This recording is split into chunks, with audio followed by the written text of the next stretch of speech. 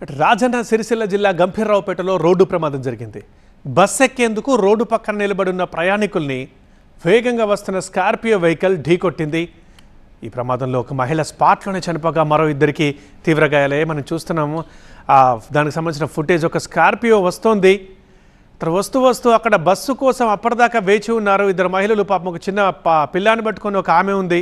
కానీ బస్సు ఆపకపోయేసరికి వాళ్ళు వెంటనే వెనుదిరిగి ముందుకెళ్తూ ఉంటే వెనక నుంచి వస్తున్న స్కార్పియో ఇప్పుడు చూడలేదా, కంట్రోల్ చేసుకోలేకపోయాడా, కానీ ఒక్కసారిగా ఆ ఇద్దరు మహిళల్ని, బాబుతో సహా ఉన్న ఆ మహిళల్ని కూడా గుద్దేశాడు. పాపం ఈ ప్రమాదంలో ఓ మహిళ స్పాట్లోనే చనిపోయింది. మరో ఇద్దరికి తీవ్ర గాయాలయ్యాయి. రాజన్న సిరిసిల్ల జిల్లా నుంచి మనం ఇది చూస్తున్నాం. అక్కడ గంభీర్రావుపేటలో ఈ రోడ్డు ప్రమాదం జరిగింది.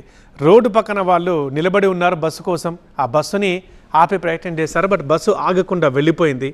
ఆ పక్కనే వస్తున్న స్కార్పియో వెహికల్ అస్సలు స్పీడ్ని తగ్గించకుండా, కంట్రోల్ కూడా చేయకుండా ఏకంగా మహిళల మీదకి దూసుకెళ్ళింది. పాపం చిన్నపిల్లాడు కూడా ఓ మహిళ సంఖ్యలో ఉండడం మనం చూస్తున్నాం.